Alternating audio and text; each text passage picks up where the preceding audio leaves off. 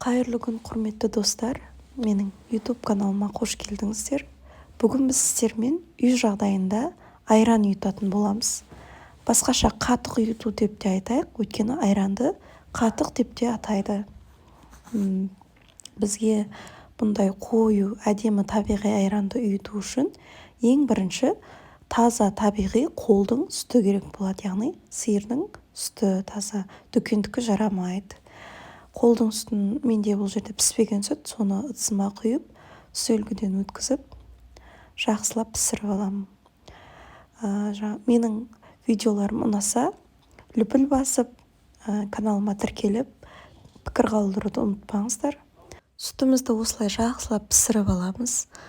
Көбігі көтерілген кезде астын баяу басып, бұрқырап қайнағанына дейін күтеміз. Бірақ асты күйіп кетпесін, абай болыңыздар. Біз осы үстімізді жақсылап пісіріп алғаннан кейін қолымызды бүйтіп тигізіп көргенде қолымыз күймейтіндей дәрежеде суытып, осылай ыңғайлы өзіңіздің айран ұйытатын ыдысыңызға құйып аласыз. Сосын сіздің айраныңыздың жақсы болып шығуы тікелей ұйытқыға байланысты. Сіздің ұйытқыңыз қою, дәмді, қышқыл емес болу керек. Егер сізде таза қолдың қатығы болмаса, дүкенде Пудмастердің осындай греческий йогурт деген түрі бар, осымен де ұйытсаңыз болады.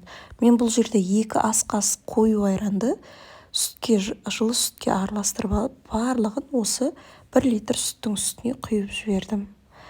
Осы құйған ұйытқымызды жақсылап араластырып, қаппағын жауып, жылы орап, күннің сәулесі тікелей түспейтін жылы бөлме температурасында орап қоямыз. Кемі 4-5 сағат тұру керек.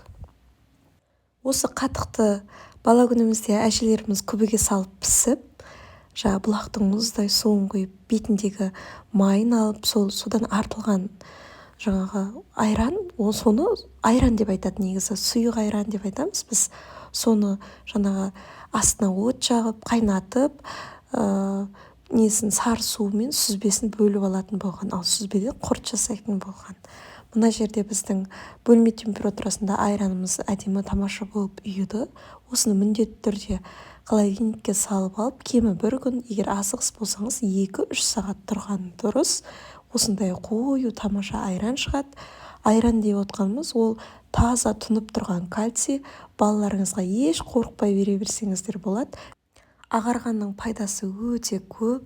Балаларыңыздың тісіне, сүйектеріне таза тұнып тұрған кальций балаларыңызға міндетті түрде беріңіздер.